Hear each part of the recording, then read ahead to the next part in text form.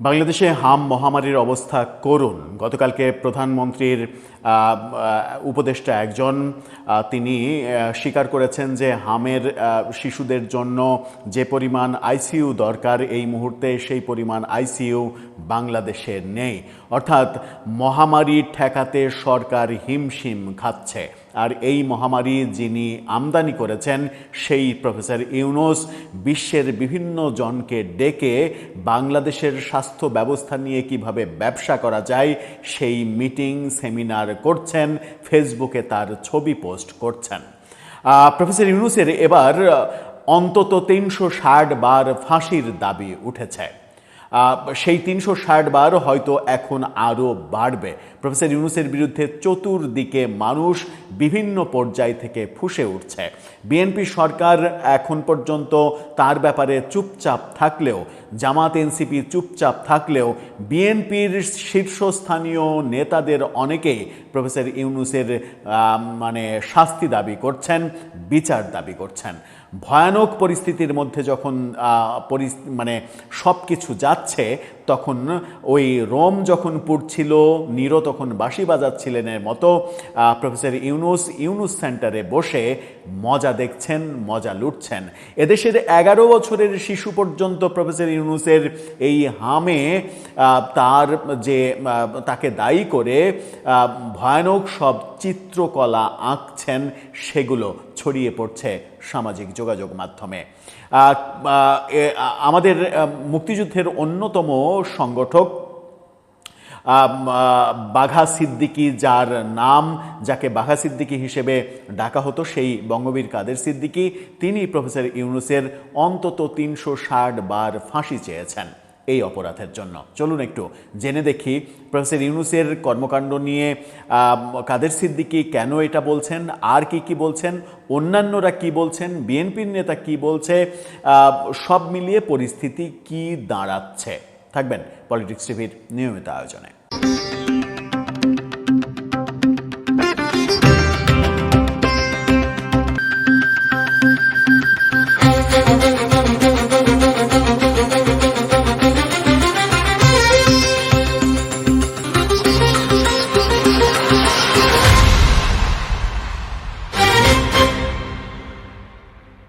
দর্শক, বলছিলাম বঙ্গবীর কাদের সিদ্দিকীর কথা। বঙ্গবীর কাদের সিদ্দিকী একটি টক শোতে, একটি সাক্ষাৎকারে, মূলত পডকাস্টে তিনি প্রফেসর ইউনূসের হামের টিকা না দিয়ে যে মহামারী তৈরি করেছে প্রফেসর ইউনূস, তার জন্য তিনি প্রফেসর ইউনূসের ৩৬০ বার ফাঁসি দাবি করেছেন।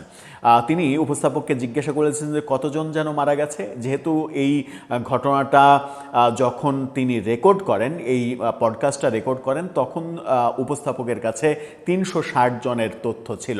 উপস্থাপক ৩৬০ জন বলেছেন, তখন কাদের সিদ্দিকী বলেছেন যে অন্তত প্রফেসর ইউনূসের ৩৬০ বার ফাঁসি হওয়া উচিত। যে সংখ্যা গতকালকে হয়েছে ৪২৪। আজকের সর্বশেষ আপডেটটা এখন পর্যন্ত আমাদের হাতে আসেনি। তার মানে প্রফেসর ইউনূসের অন্তত ৫০০ বার ফাঁসি হওয়ার মতো ঘটনা ঘটে গেছে। যদি একটি শিশুর মৃত্যুর জন্য একবার ফাঁসি কাস্ট করা হয়, যদিও এই বক্তব্য নিয়ে সাংবাদিক আনিস আলমগীর, তিনি আবার বলেছেন যে এতবার কেন ঝুলাতে হবে তাকে, ফাঁসির দড়ি কি ছিঁড়ে যাবে, বারবার ছিঁড়ে যাবে, এই জন্য এতবার ঝুলাতে হবে, একবার ঝুলিয়ে দিলেই তো ওর কেল্লা ফতে হয়ে যাবে। এরকম নানা ধরনের মন্তব্য করছেন। কালের কণ্ঠের এই ফটোকার্ডটা দেখে নিন। কালের কণ্ঠ নিশ্চিত করছে এই তথ্য।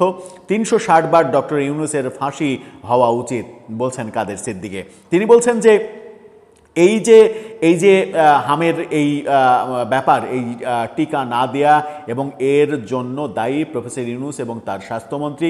অবশ্য স্বাস্থ্য উপদেষ্টা, তাকে দায়ী করে লাভ নেই। তিনি বলছেন যে স্বাস্থ্য মন্ত্রণালয় নূরজাহানের হতে পারে, কিন্তু এর প্রকৃত দায় প্রফেসর ইউনূসের। এই ব্যর্থতা প্রফেসর ইউনূসের শুধুমাত্র এটা না, যত ব্যর্থতা তার সরকারের সমস্ত দায় তাকেই নিতে হবে, কারণ তিনিই ছিলেন মূল নেতা।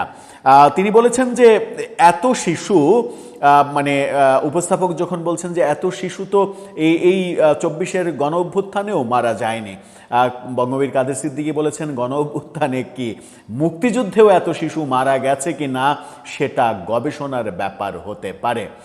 অর্থাৎ এটাকে অনেক বড় অপরাধ হিসেবে তিনি দেখছেন। দেখে তিনি বলছেন যে যাকে তিনি স্বাস্থ্যমন্ত্রী বানিয়েছিলেন তিনি তার লোক, তার নিজের লোক এবং নিজের আত্মীয় এবং অযোগ্য একজন মানুষকে তিনি মন্ত্রী বানিয়েছিলেন। এই ব্যর্থতা মন্ত্রীর না, এই ব্যর্থতা প্রফেসর ইউনূসের নিজের। এই কথা তিনি যখন বলছেন তখন বিশ্ব স্বাস্থ্য সংস্থা কি বলছে দেখুন, এই ফটোকার্ডটা দেখে নিন, কালের কণ্ঠেরই।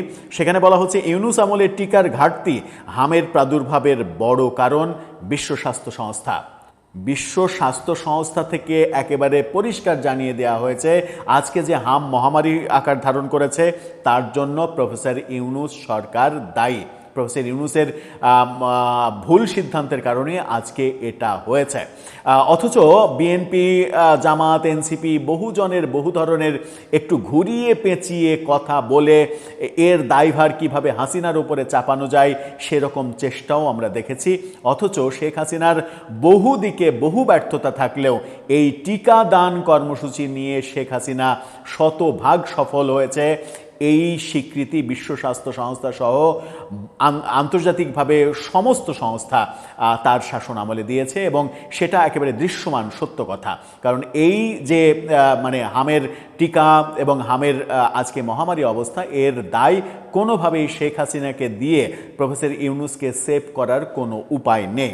যখন বিশ্ব স্বাস্থ্য সংস্থা এটা বলছে তখন 11 বছরের এক শিশুর চিত্রকলা, তার মানে কিভাবে ছবি এঁকেছেন প্রফেসর ইউনূসের এবং এই হাম নিয়ে ছবিটা দেখে নিন। সেখানে প্রফেসর ইউনূস হা হা করে হাসছে, আমি ইউনূস হা হা হা, তার মানে মুখ দিয়ে রক্ত বাড়াচ্ছে, সেই খুনের মানে যে খুনের রক্ত, যে শিশুগুলো মারা যাচ্ছে সেই শিশুগুলোর মৃতদেহ সামনে পড়ে আছে। এরকম একটা মানে কি বলবো যে হৃদয় বিদারক একটা ছবি 11 বছরের একজন শিশু এঁকেছে। তার ছবিটা সামাজিক যোগাযোগ মাধ্যমে ভাইরাল হয়েছে। শামসুজ্জামান খান দুদু, বিএনপির নেতা, বিএনপির ভাইস চেয়ারম্যান, তিনি কি বলছেন দেখুন, ভয়াবহ মন্তব্য। তা এই ফটোকার্ডটা দেখুন, সেখানে বলা হচ্ছে এসব শিশুর মৃত্যুকে আমি সরাসরি খুন বলবো এবং তদন্ত সাপেক্ষে উপযুক্ত পদক্ষেপ নেওয়া উচিত। অর্থাৎ এটাকে পুরোপুরি তিনি হত্যাকাণ্ড বলছেন, এটার কোনো মাপ থাকতে পারে না। অ্যাডভোকেট সুব্রত চৌধুরী, গণফোরামের সভাপতি, তিনি কি বলছেন দেখুন। তিনি বলছেন গাজায় শিশু হত্যা নিয়ে আমরা কত কথা বলেছি, অথচ দেশে এখন পর্যন্ত 500 শিশু মারা গেল, এ ব্যাপারে সরকার কেন চুপ?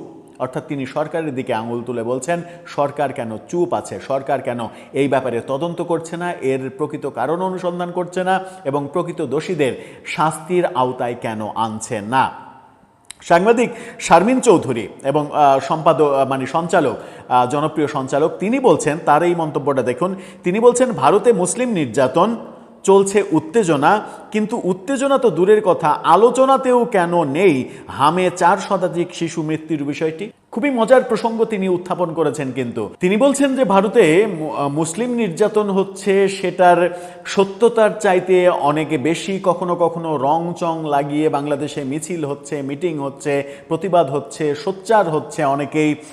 এটা হতেই পারে, হওয়াটা স্বাভাবিক, কিন্তু বাংলাদেশে এত 400-500 শিশু হামে মারা যাচ্ছে, এটা নিয়ে একটা কথাও হচ্ছে না, একটা আলোচনা হচ্ছে না।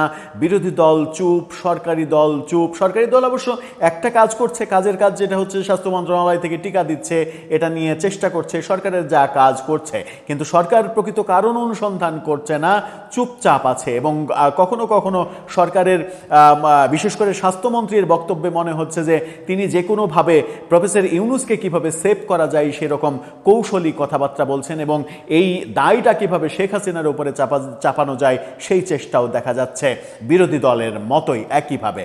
ভাই, শেখ হাসিনার অনেক দোষ তো এমনিতেই আছে, শেখ হাসিনার অনেক অপরাধ তো এমনিই আছে। যে অপরাধটা শেখ হাসিনার নাই সেই অপরাধটা তার উপরে চাপাতে চাচ্ছেন কেন?